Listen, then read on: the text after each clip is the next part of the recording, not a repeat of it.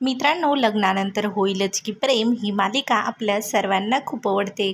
चला मग या मालिकेचा प्रोमो बघूयात. पण त्याआधी तुम्ही अजूनही आपल्या चॅनलला जर सबस्क्राईब नसेल केलं तर लगेच आपल्या चॅनलला सबस्क्राईब करा, म्हणजे जेव्हाही नवीन व्हिडिओ येईल तेव्हा तुम्हाला नोटिफिकेशन येईल आणि नवीन व्हिडिओची तुम्ही आतुरतेने वाट बघत असाल.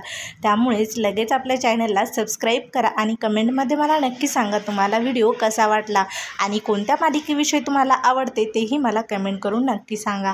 तर इकडे नंदिनी ही पार्थला विचारत असते, जे काही बाहेर झालं त्यावर तुमचं काहीच बोललं नाही आहे का, आणि इथे माझी बहीण सेफ राहू शकेल का? तर लगेच पार्थ नंदिनीला उत्तर देतो आणि म्हणू लागतो, ती आता काव्या राहिलेली नाही आहे, ती काव्या पार्थ देशमुख झालेली आहे आणि त्यामुळे आता ती माझी बायको आहे. त्यामुळे आता माझ्या बायकोची कशी काळजी घ्यायची हे मला तुम्ही सांगू नका. असं म्हणतच नंदिनी हे पार्थवर विश्वास ठेवते आणि तिथून निघून जाते. तर इकडे पार्थ खूप खुश झालेला असतो आणि पार्थला वाटत असतं आता मी काव्याचं मन जिंकणार.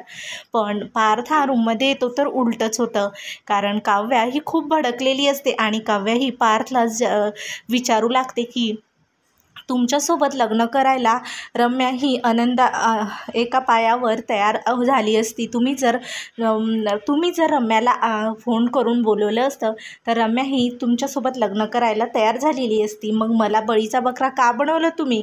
असं काव्य ही पार्थला विचारू लागते आणि बोलू लागते. तर पार्थ हे ऐकून पार्थ खूपच नाराज होतो आणि पार्थला सर्व काही संपल्यासारखं वाटतंय आणि लगेच काव्या म्हणू लागते, मी तुम्हाला नवरा म्हणून कधीच स्वीकारणार नाही आणि मी तुमचं लग्न करून देणार, स्वतः मी तुमच्या लग्नाची गाठ बांधून देईल, असं काव्य ही पार्थला बोलत असते.